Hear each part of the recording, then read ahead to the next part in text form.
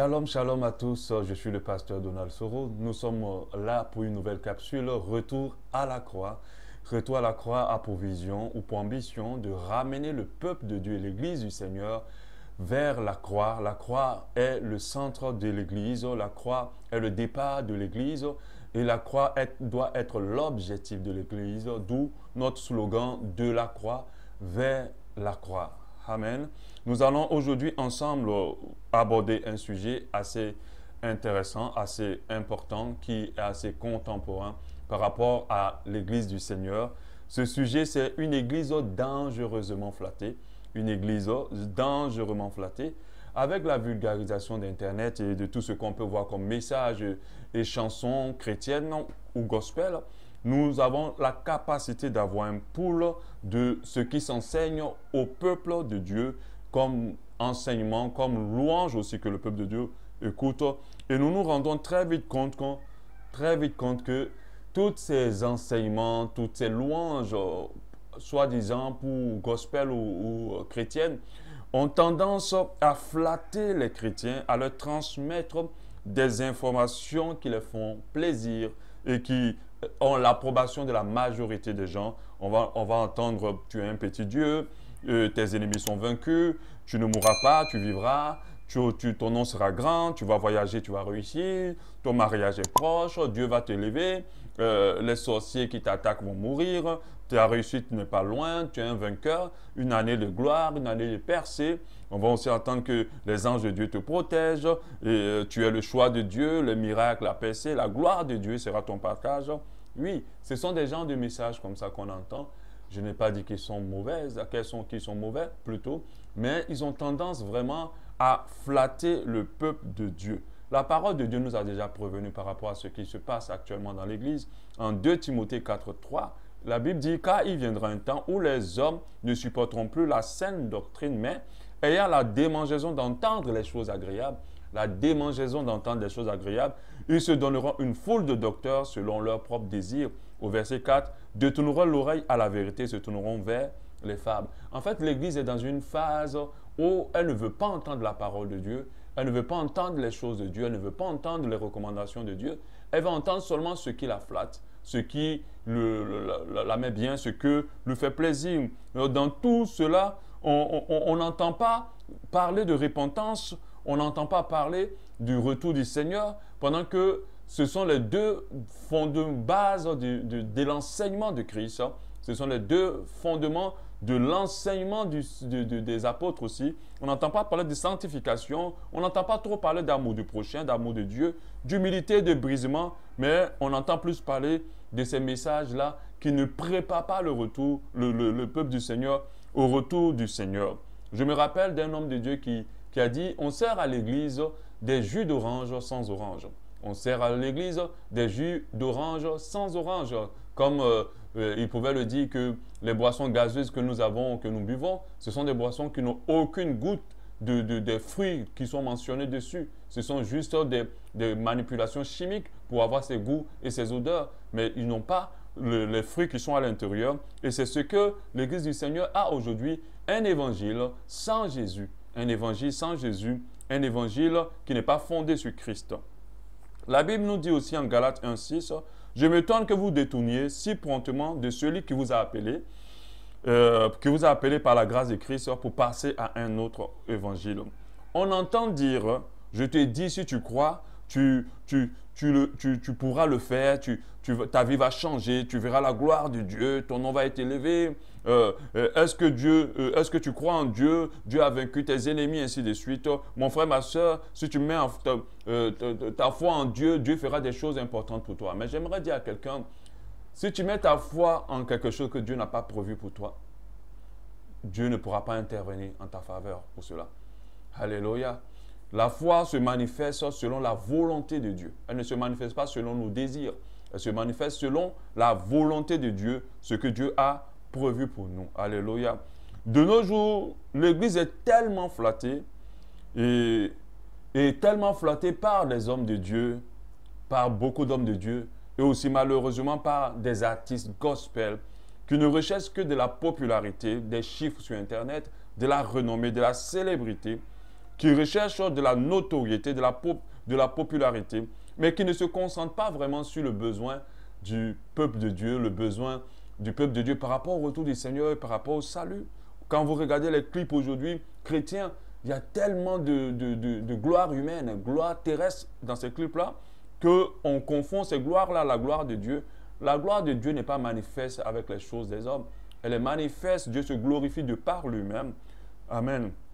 Des gens qui cherchent à être approuvés au lieu d'annoncer l'évangile, des gens qui pensent plus à leur bien ou à leur ventre que de penser au salut du peuple de Dieu, des gens qui pensent plus à leur carrière que de penser à des ministères authentiques qui ramènent le peuple de Dieu au Seigneur. Les chrétiens aujourd'hui n'ont pas envie d'entendre, par exemple, que Jésus revient bientôt. Si vous faites des séminaires ou des programmes dans ce sens-là, du retour du Seigneur, ce qui est le message essentiel pour l'Église, vous n'aurez pas du monde, vous n'aurez pas des gens. Les chrétiens aiment être flattés. Amen. Nous parlons de flatterie, et quand on parle de flatterie, c'est le fait déjà de faire croire aux gens ce qui n'est pas vrai, de leur dire des choses qui ne sont pas justes dans le but de leur faire plaisir. Dans le but de leur faire plaisir. Aujourd'hui, l'Église se sent d'une dimension qu'elle n'a pas réellement. Se sent d'une dimension qu'elle n'a pas réellement. Lorsqu'on parle de l'Église primitive, on voit la puissance qui s'est dégagée de ces hommes-là. Ce n'est pas cette puissance qu'on a aujourd'hui. L'Église du Seigneur aujourd'hui se sent puissante pendant qu'elle n'est pas. Mais elle n'écoute pas la parole qui lui permettra d'être puissante. Amen. On leur enseigne plus du développement personnel que de l'Évangile. Parce que le développement personnel flatte énormément l'homme. Le développement personnel permet à l'homme de prendre plus conscience de lui que de prendre conscience de Dieu. Quelles sont les conséquences alors de cette flatterie sur l'Église? Quelles sont les conséquences de cette flatterie sur l'Église? On va en parler rapidement. On a déjà une des premières conséquences, une Église endormie. Matthieu 25, 5 nous dit, comme l'époux tardait, tous soupirent et s'endormirent. Une Église endormie, parce que l'Église n'est pas réveillée. C'est vrai qu'ici dans la nation dont je suis, on parle d'églises évangéliques, on les nomme les églises évangéliques en les nommant églises éveillées ou églises réveillées. Mais ce n'est pas le cas. L'église est endormie parce qu'elle est flattée. Elle est flattée. Une église morte, l'église du Seigneur d'aujourd'hui, les églises aujourd'hui, les assemblées ne sont pas assez vivantes pour le Seigneur, ne sont pas assez brûlantes pour le Seigneur. Le feu du Saint-Esprit n'est pas assez déployé dans cette église. On a Apocalypse 3.1, écrit à l'ange de l'église de Sardée, voici ce que dit celui qui a les 7 esprits de Dieu et les 7 étoiles. Je connais tes œuvres, je sais que tu passes pour être vivant, mais tu es morte, tu es mort. Une église morte. On a aussi une église pas prête pour le retour du Seigneur, surtout pas. Actuellement, si le Seigneur revient, il y aura des catastrophes au sein de l'église. Même s'il revient, surtout le dimanche, il y aura des catastrophes au sein de l'église. Beaucoup resteront, plusieurs n'iront pas. Parce que l'église n'est pas prête. Elle est tellement flattée, centrée sur les choses de ce monde, centrée sur les succès, en train de participer à la popularité des gens, en train de participer aux convoitises, à la réalisation des convoitises des gens, au lieu de se préparer pour le retour du Seigneur. Luc 12, 40 nous dit, vous aussi tenez-vous prêts, car le Fils de l'homme viendra à l'heure où vous n'y pensez pas. Vous ne penserez pas. Alléluia. Nous devons être éveillés, accrochés à l'évangile en attendant le retour du Seigneur. C'est là notre objectif. Et une des autres conséquences, c'est une église orgueilleuse, tellement flattée qu'elle s'imagine ce qu'elle n'a pas, qu'elle s'imagine ce qu'elle ne peut pas, qu'elle s'imagine le pouvoir qu'elle n'a pas du tout. On pense être puissante, mais on ne l'est pas. Quand vous regardez ou vous observez clairement ce monde, la puissance n'est pas aux côtés des enfants de Dieu. Ça, c'est une évidence. Ce sont les gens du monde qui font tout, qui nous imposent tout. Parce que la puissance, c'est ça, justement. Il y en a plusieurs pôles, mais les gens du monde ont presque le contrôle sur tous les pôles. Et malheureusement, même sur les pôles spirituels aujourd'hui, parce que l'Église du Seigneur n'a pas une puissance assez spirituelle, dont les gens sont orgueilleux, les gens sont remplis d'eux, on les remplit d'eux, on leur permet de prendre conscience plus d'eux que de prendre conscience du Seigneur et de la puissance de Dieu. Donc l'Église est orgueilleuse aujourd'hui. L'Église est orgueilleuse aujourd'hui. Elle n'est pas assez humble comme le Dieu qu'elle sert. Pendant que nous savons qu'en Jacques 4, 6, Dieu résiste aux orgueilleux, mais il fait grâce aux humbles. Mais une dernière conséquence qui m'a aussi fait mal et qui m'attriste aussi, et je pense qu'il attriste le Seigneur, c'est une église brisée et blessée. Une église brisée et blessée. On a tellement fait croire à l'église plusieurs choses et On ne les a pas suivis. Beaucoup de serviteurs de Dieu aujourd'hui sont dans l'esprit de faire ce que je dis, mais ne fais pas ce que je fais. Ils disent des choses que eux-mêmes n'appliquent pas. Comme la Bible dit, ils portent des gros jougs, des jougs lourds sur les enfants de Dieu que eux-mêmes ne supportent pas. Et l'Église est brisée. Aujourd'hui, quand on parle de pasteurs, quand on parle d'Église, on pense seulement à des personnes fausses, on parle à des personnes avides d'argent, on pense à des personnes manipulatrices, escrocs. C'est ce qui s'attache aujourd'hui à l'Église. Et plusieurs chrétiens aujourd'hui ont laissé la main de Dieu parce qu'ils ont été blessés. Ils ont cru à toutes ces flatteries et ils ont compris que derrière, certains se sont retrouvés dépouillés avec ces flatteries. Certains se sont retrouvés brisés parce qu'on leur a fait croire qu'ils allaient réussir, qu'ils allaient voyager et les choses ne se sont pas passées. Et ils ont été blessés, ils ont associé leur foi en Christ, en leur foi aux hommes de Dieu. Et c'est ce qui s'est passé. Et l'Église a été brisée. La Bible dit à 1 Corinthiens 10, 32, ne soyez en scandale ni aux Grecs, ni aux Juifs, ni à l'Église de Dieu. Et c'est ce qui se passe. Et ces personnes-là doivent rendre compte, ils vont rendre compte de tout cela. L'Église aujourd'hui du Seigneur est blessée. Les gens sont dans l'Église, mais leur foi n'est plus totale ou complète en Jésus parce qu'ils ont mis leur foi en des hommes de Dieu qui les ont tellement flattés et qui ont dit, si tu donnes aujourd'hui tel montant, ou demain tu auras ceci, tu auras cela. Et ce n'est pas ce qui s'est passé. Et ces personnes ont été découragées, ils ont abandonné la foi, ils ont rejeté le Christ avec l'homme de Dieu, pendant que un homme de Dieu n'est pas Jésus-Christ. Alléluia, un homme de Dieu n'est pas Jésus-Christ. Comment alors se protéger contre les flatteries de l'Église, des flatteries des hommes de Dieu, des chants de l'Éternel, et comment se protéger contre ces conséquences sur nos vies? Nous devons comprendre que le message du Seigneur, ce n'est pas que tu vas réussir seulement, tu vas voyager, tu es puissant, Dieu est avec toi, Dieu t'élève, Dieu ceci. Non, le message du Seigneur aussi, c'est repentez-vous, les temps sont mauvais, soyez humbles, aimez vos prochains, préparez-vous pour le retour du Seigneur quand il revient, pardonnez à ceux qui vous font du mal. Tout cela, on n'enseigne pas au peuple de Dieu. Alors, comment se protéger? La première protection contre la flatterie, c'est de connaître la vérité. Et l'Église du Seigneur doit avoir son nez dans la parole de Dieu. Ne te laisse pas enseigner la parole de Dieu. Apprends toi-même à connaître la parole de Dieu. Apprends toi-même à t'habituer à connaître la parole de Dieu, à ne pas laisser les gens te dire des choses qui ne sont pas en phase.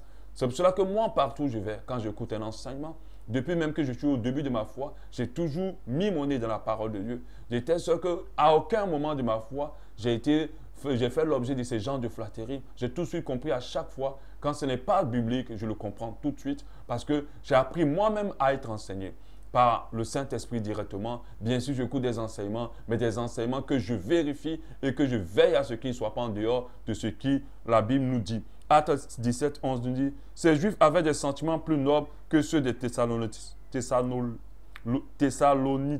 Ils reçurent la parole avec beaucoup d'empressement, oui, mais ils examinaient chaque jour les Écritures pour voir si ce qu'on leur disait était exact. Donc, il est très important. Avoir le nez dans la parole de Dieu. En deux, rechercher plus les choses d'en haut que non celles de la terre. Si tu recherches les choses de la terre, sache que tu es bien disposé à être flatté parce qu'on te dira des choses qui vont te flatter. Et si tu t'affectionnes aux choses d'en haut, je pense qu'il y a beaucoup de choses qui ne vont pas t'impressionner ni te flatter. Donc, il faut que notre cœur soit attaché en haut. La Bible dit que là où est ton cœur, là est aussi ton trésor. Si ton cœur est attaché sur la terre, alors tu seras flatté. On va te flatter à chaque fois et tu risques de subir les conséquences de la flatterie. En deux, suivre Christ et non pas un homme ni un ministère. Alléluia. Jamais je me désignerai d'un ministère particulier ni d'un homme de Dieu particulier. Moi, je me désigne de Jésus-Christ. Je peux avoir un pasteur comme un père spirituel, mais il n'est pas ma référence parce qu'on ne peut pas mettre notre foi en la chair. C'est un homme. Je ne peux pas baser ma foi ou ma marche chrétienne sur un homme. La chair est faillible. Peu importe la dimension d'un homme de Dieu, c'est un homme avant toute chose. On a dit homme de Dieu, pas Dieu. Donc, si tu ne veux pas être flatté, et ne suis pas un homme, suis Christ. Même quand Paul demande à ce qu'on l'imite, il demande de l'imiter comme lui-même imite Christ. En fait, il dit, imite Christ en moi.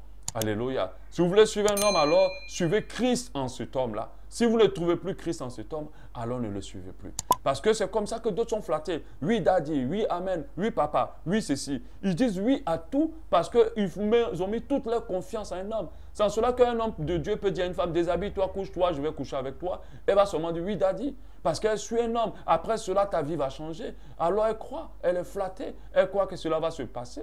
Amen. Nous ne devons pas suivre un homme pour ne pas être dans les conséquences d'une église flattée. Alléluia. Donc, pour conclure cette capsule de retour à la croix, j'aimerais dire à quelqu'un, ne te laisse pas flatter. Écoute la parole de Dieu. Cherche les choses qui te rapprochent du Seigneur. Vaut mieux un message qui t'attriste et qui te permet de te rapprocher de Dieu qu'un message qui te réjouit et qui te rattache à la terre et qui te flatte. Faisons attention aux messages que nous recherchons sur Internet. Faisons attention aux chansons que nous écoutons aussi. Ne nous laissons pas flatter, ne nous laissons pas embarquer dans une forme de flatterie qui va nous éloigner du Seigneur. Que Dieu vous bénisse, qu'il bénisse votre semaine et qu'il bénisse vraiment votre vie et qu'il vous sorte de toute emprise de flatterie au nom de Jésus-Christ. Amen.